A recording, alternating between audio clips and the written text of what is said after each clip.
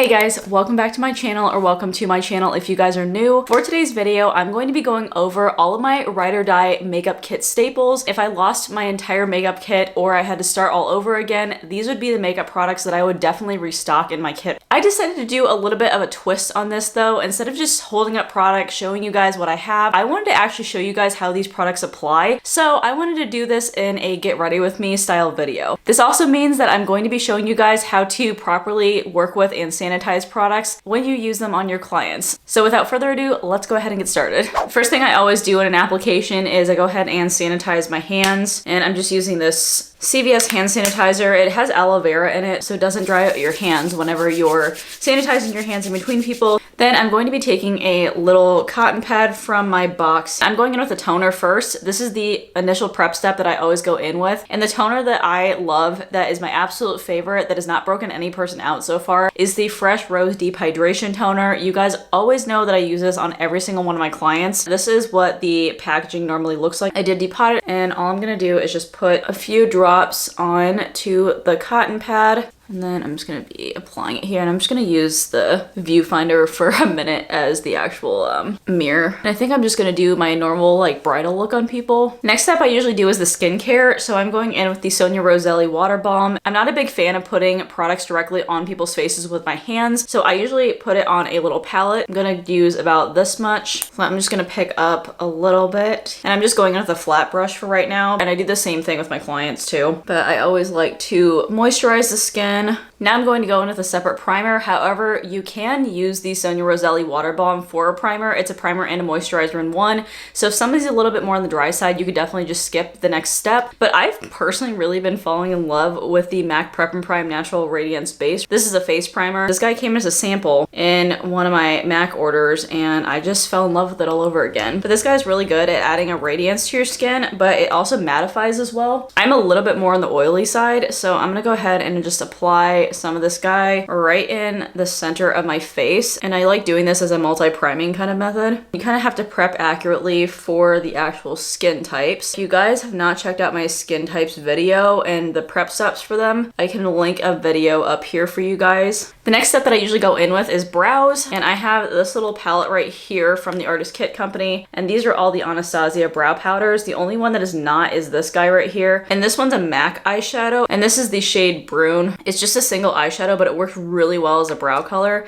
Like literally almost every single one of my like mid-tone brunette girls matches this color. I have my eyebrows microbladed, but I'm just gonna go ahead and fill them in just so you guys can see what a difference it makes. And I just take a double-ended brow brush here. This one just came off of Amazon. Then I'm gonna zoom in a little bit closer. The color that I went in with is the dark brown shade. I just did a little bit of that brow powder here. It just filled in just a tad. Then the next product that I've been going in with is this guy right here, which is the Anastasia Brow Freeze. And this is what the original container looks like. You literally do not need that much product at all. So I depotted mine into here. And as you can tell, like I've hardly broken the surface on this. Now this is where I'm going into the disposables, and I'm taking one of the tiny little brow brushes that I have. I'm just gonna scrape it a little bit. And again, you won't be able to see much of a difference because my eyebrows are already done, but I usually like to set people's brows with a gel, especially if they have like longer brow hairs. Now I can't reuse this guy since I already touched it to my face, so I'm gonna go ahead and throw it away. I'm gonna use a lip mask. It's this guy, and that is the Patrick Ta lip balm. It's a combination of peppermint and vanilla, and I could literally sit here and smell it the entire time. Like it smells so delightful. You can either scoop it out with a spatula and put it on your palette to work off of, or the easiest way is for me to just take a doe foot applicator, get enough, and then I'm just gonna put it right on my lips. Now I'm gonna throw that applicator away. So my absolute favorite bases for eyeshadow primer are the P. Louise bases, and I have them depotted right here into this cream palette. So this one is 0.5, and then this one is 0.4, and I'm gonna use a combination of the two of them. I like to go maybe like one shade or two shades lighter than my actual complexion, and that's what I like to do for my clients too, just so it has a little bit of contrast, but it's not like so stark white to the point where it's really noticeable or really hard to cover up. So I'm gonna go ahead and take my spatula. I might have to add a little bit more darkness depending on how this looks on my actual skin tone. So I just put that on the palette. And also when you're working, I've usually put all of my skincare stuff up here, and then all my face products go down here, just so I can kind of keep it separate. And then I'm gonna go in with a flat brush and just put it all over my eyelid. And what I like to do is I like to carve up underneath the eyebrows and just kind of drag it across. And I like to go over here too, right in the inner corners. So that is pretty much what the base is going to look like. The next question I get is that the P. Louise bases usually crease on people, and you're actually supposed to use them when they're completely wet. So the trick that I like to do is take a completely clean fluffy brush, and I will go in with it and just tap out any of the excess product, just so it doesn't make it too heavy and it's not super emollient at that point in time. It almost kind of like mattifies it a little bit more. If you do have somebody with more oily eyelids, you can definitely go in with a loose powder and set it if you want to, but that technique usually works pretty well with people. Then I'm taking one of my eyeshadow palettes. These are all my matte colors pretty much. I've been obsessed with the Cosette eyeshadows. You can barely see the writing anymore in it. This one is in the shade Union. It's just a matte like brown kind of color. It's really neutral. A lot of my brides ask for really like neutral browns, like champagne sort of tones. So that's pretty much what I'm going to be recreating. So I'm just going in with a clean fluffy brush. I'm going to zoom in just a tad, and then I'm going to start working it on the outer corner of my eye here and kind of up into the crease. But of course I have like hooded eyes, so my crease is non-existent, but you know. But yeah, as you guys can tell, it's just a very like nice like transitional brown color. It's not super warm and it's not super cool either. It looks a little bit cooler on my skin tone since I have a warmer olive complexion. Cosette's eyeshadows are kind of pricey, but I feel like they're so worth it for the quality of them. And their shimmers are out of this world. Oh my goodness. Also, if you're a makeup artist, comment below and let me know if you guys can do makeup better on yourself or on your clients, because I feel like I can do it way better on my clients than I can myself for some reason, which I guess is a good thing, you know, overall, but at the same time, it also frustrates me. Then the next eyeshadow that I really have been liking from Cosette, if I can pick it up here, is the shade Burnish. And this one is just a chocolatey kind of like brown color, but it goes on a little bit more neutral than what it looks like in the pan. So I'm using the same eyeshadow brush here. I'm taking a little bit and then I'm just going to be applying it like really close kind of the lash line and blending up on the outer corner. And this is just going to give it a little bit more dimension. You can go in with a really precise brush and build it up if you want to, but I'm going for a more like natural look. Then I'm going in with the shimmer shade. So all these guys are the light eyeshadow shades here. Most of them are shimmers. I'm gonna go in with two different Cosette eyeshadows because I kind of like the mixture of them. So I'm going in with this one right here, which is in the shade Bliss. Like, look at how pretty that is. It's just like a darker champagne sort of tone. And then I'm also going to go in with this lighter, like icy kind of shade. And this is in the shade Mica. I'm gonna go in with the bronzy shade first just to see what we have to work with. This looks fine on my skin tone, but if you guys have somebody that's a little bit lighter of complexion, you do definitely have to mix it with something else. Actually, I think I'm just gonna leave that alone on the actual lids. And then I'm gonna take the icier white shade and put it on the inner corners, just so you guys can see how much of a pop this actually gives.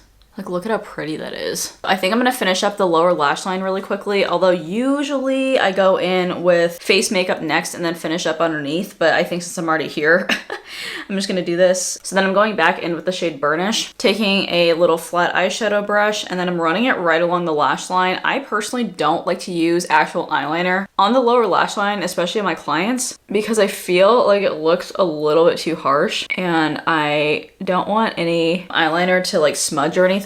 So usually eyeshadow is a little bit better at staying put. Then you guys always ask me what my favorite eyeliner is, and it is by far the Inglot AMC gel liner, and this is in the shade 77, which is the black shade. As you guys can see, I've gotten great use out of this. Since this is a cream, you always want to make sure you scoop out creams and put them on a palette, and you literally don't need a ton. I'm not doing anything fancy, just doing it straight across. And I just want to stick this on my palette here. Then I'm going to take an angled liner brush. I get these from Eyeshadow Beauty. They're off of Amazon. They're literally the most amazing eyeliner brushes I've ever found. I like personally working with gels just because they're a lot more sanitary than like felt tips and liquid eyeliners and everything. And then I'm just going to start drawing on my eyeliner, and I'm just keeping it really thin. Next, I'm going to go in with mascara. I've been using the L'Oreal Lash Paradise Waterproof Mascara. This is by far my favorite. You never want to use the actual applicator, so I'm going in with the disposable. And these are my applicators. I like personally going in with the colored spoolies, so then I can tell if I have mascara on the wand or not. I'm just coating my lashes. If you need to put more mascara, you can't double dip with the same applicator. You have to throw it away and then go in with a new one.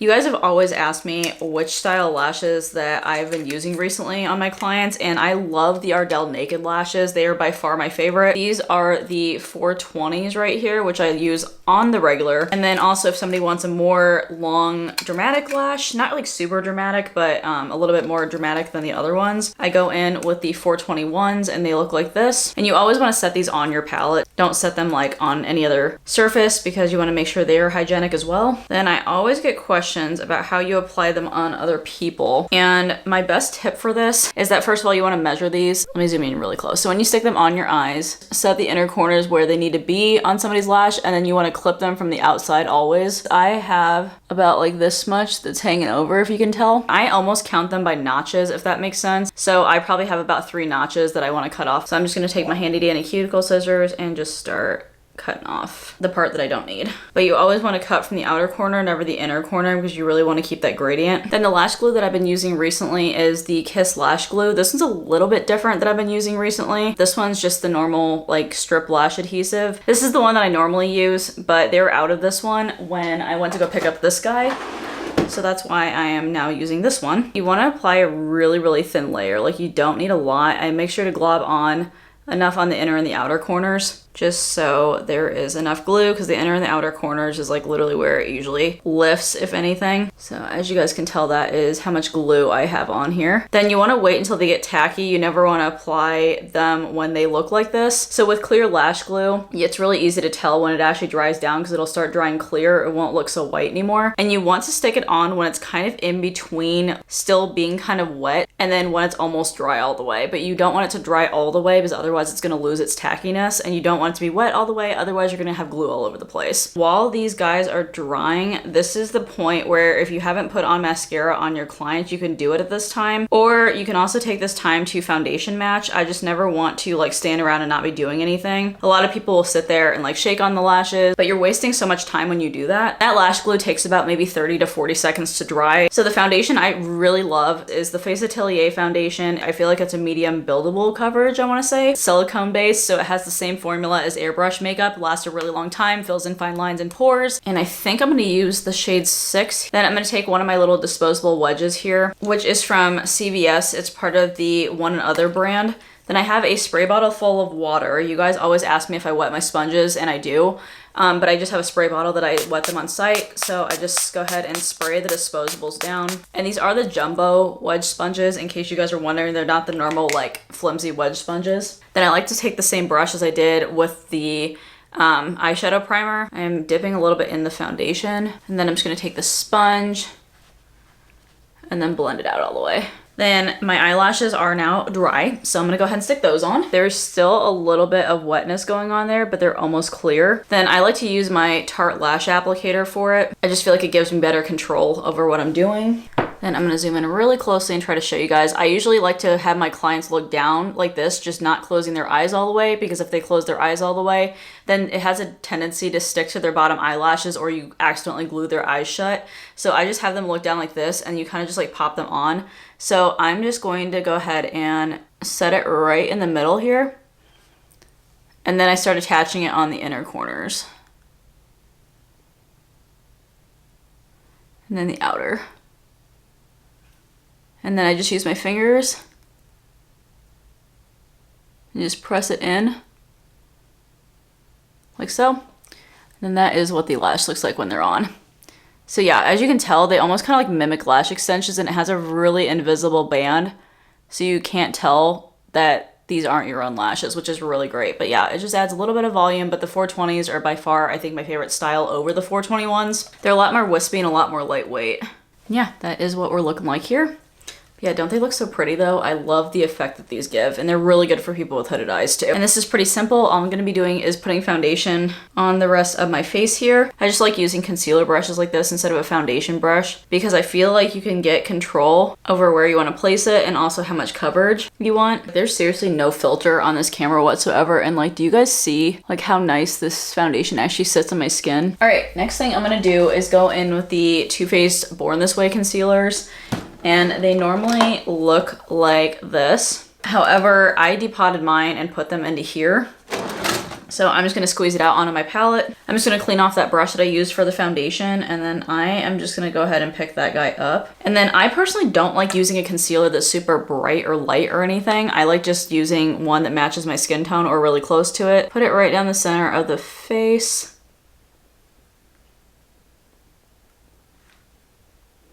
And then I'm going up underneath my eyes here. And I still do the old school method for the upside down triangle thing. And I don't put a ton of concealer. This is like all I put, and then I'm just gonna blend it out with a sponge. The Too Faced Born This Way concealer, by the way, is like literally the only concealer that I have inside of my kit because I haven't found one that literally is better than it or compares to it. I just like that it's a more like medium to full coverage concealer, and it's also really hydrating too, so it doesn't make people's under eye areas look really dry or anything. So yeah, as you guys can tell, it kind of just brightened up just a tad. Like it was maybe like one shade lighter than my skin. Next thing I'm going to do really quickly is go into my Ride or Die loose powders. So I'm going in with the Huda Beauty powders. This is in the shade Pound Cake, and I just have them in little sifter containers here. I'm just going to shake it onto my palette. Also, I'm not a fan of baking or powdering all over the face because I feel like blush, bronzer, and highlighter like set the rest of your face. So I'm just taking my damp sponge, I'm pressing in a little bit of it, like I'm literally not putting that much on here, it's like this much. So when I'm actually going in, obviously you can see the excess powder sitting here, but then I'll just keep blending it so that it sinks into the skin. And look at how airbrushed that looks like compared to this side. And then I'm just setting right down the center of the face. Next up I'm going in with is bronzer. I've really been loving the Huda Beauty Glowish powders here. These are amazing. They're not just a flat bronzing powder. They have a little bit of like a sheen to them almost. And I'm going in with this color right here, which is in the shade Tan Light. I'm just gonna tap off the excess. And then I personally like dragging up with the bronzer. It just gives you a really healthy bronzy look there. Now that's on my cheeks, I'm just gonna go on the perimeters of my face here. So if you have a client or if you personally have like a larger forehead, you can bronze this up a little bit more, so then it kind of almost makes it like recede in a little bit. And then I just take a little bit of the powder and then go right along the edges or sides of the nose.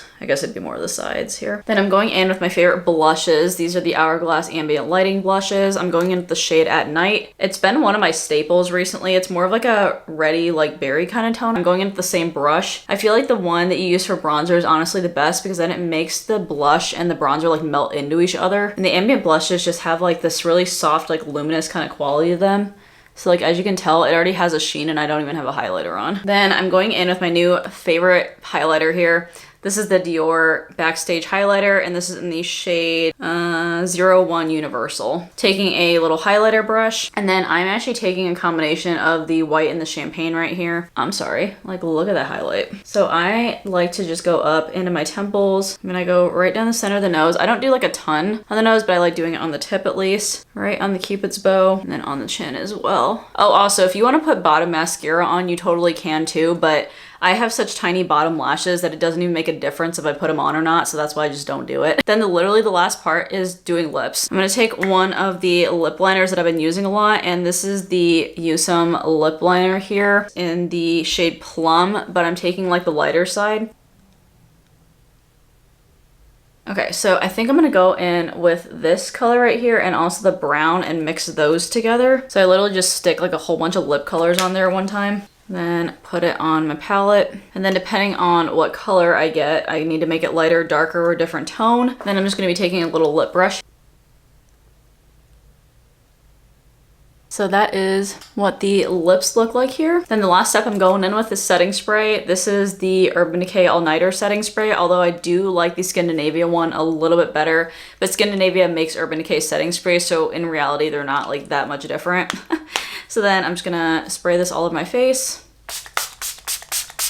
So yeah, that is probably my stereotypical bridal makeup look that I do on people. So if you guys enjoyed this video, definitely go ahead and give me a big thumbs up, as well as also hitting that subscribe button if you guys have not already. I do upload a ton of makeup artist related content, tips, vlogs, etc. So if that's something that you guys are interested in, then definitely subscribe. As always, I hope you guys are having an absolutely fantastic day, and I will talk to you guys in my next video. All right, bye.